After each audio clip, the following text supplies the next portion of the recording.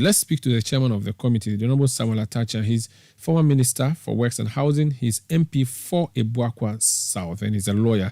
Honorable, you're welcome to Eyewitness News. Thank you, my good friend. I was struggling to just raise a list of the members of your committee. I'm just working on that. I'll be doing that after our conversation. But what is your committee supposed to do specifically? Any terms of reference you want to share with us, please? Well, in the first instance, we need to verify the source of the tape, and which will also require that the human persons who are involved and their voices are very clear of the tape should be summoned before the committee and give the context of the tape. The members of the committee will then have the opportunity to, if you like, cross-examine them. And then we make the particular findings of fact. We also have the remit to interrogate as to whether or not the tape has serious national security implications for the nation, having in mind the necessity to have a very free and fair election and also a violent-free, elections.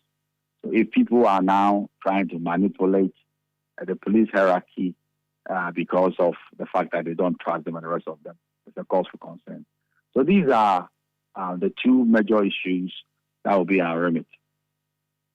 Okay, now this your committee's work will be probing into the persons who supposedly had their voices recorded, but we don't even know who they are.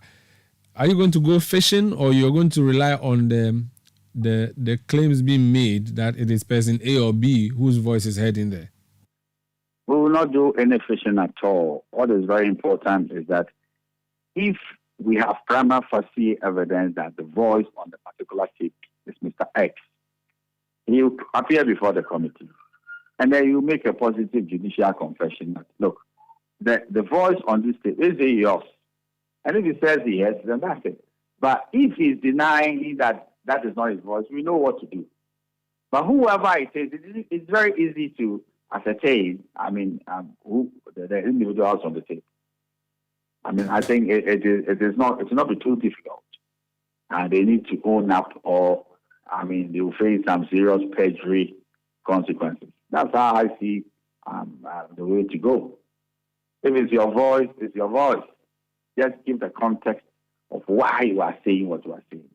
And the members of the committee will interrogate the matter and see whether what was happening has serious national security implications, having due regard to we approaching our election year.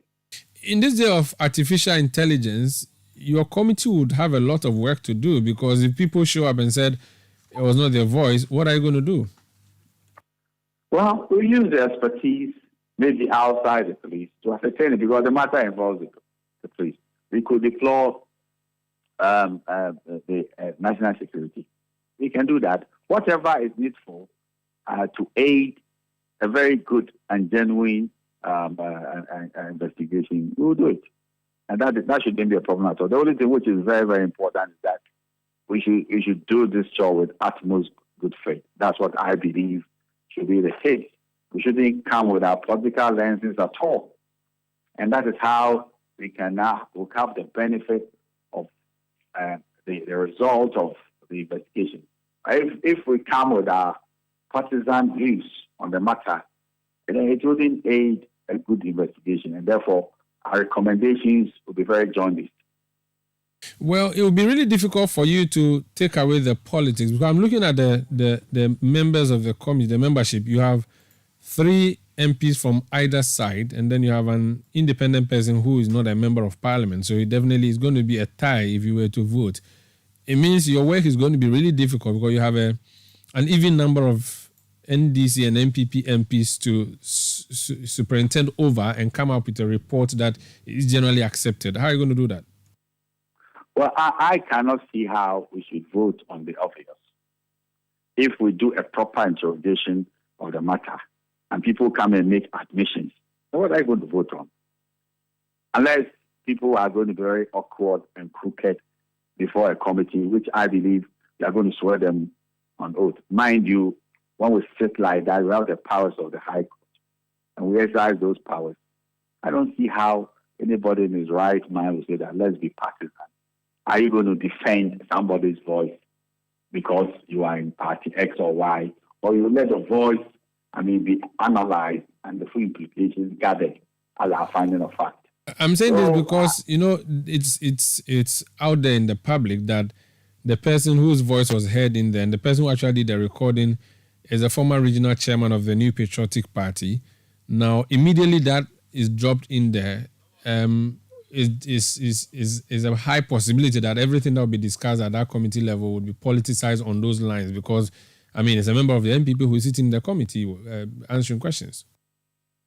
I don't think by the sheer fact that he's a member of the NPP will give him special dispensation to change the facts.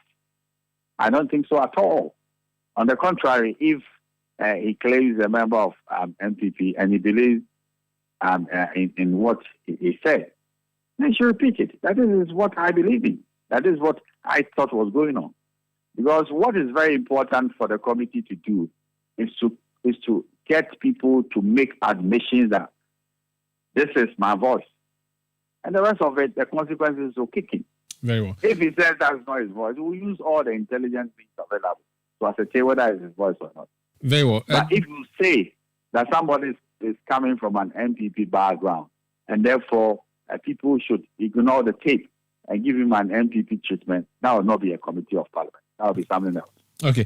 When should we expect you to start sitting, and what's the duration?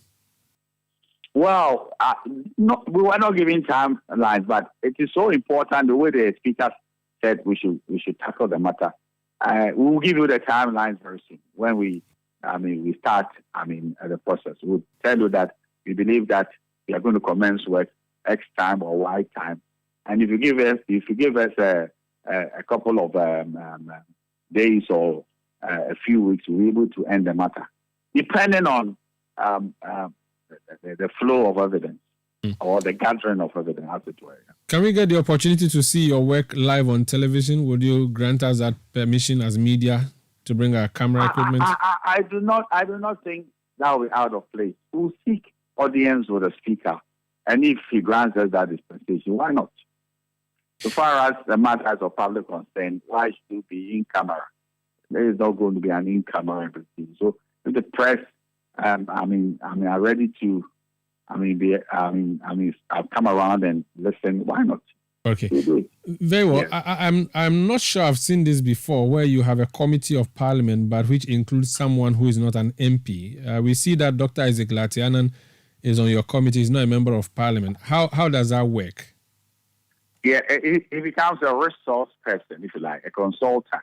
So where there are very technical areas, he will proffer a view or give sound professional advice, and that is it.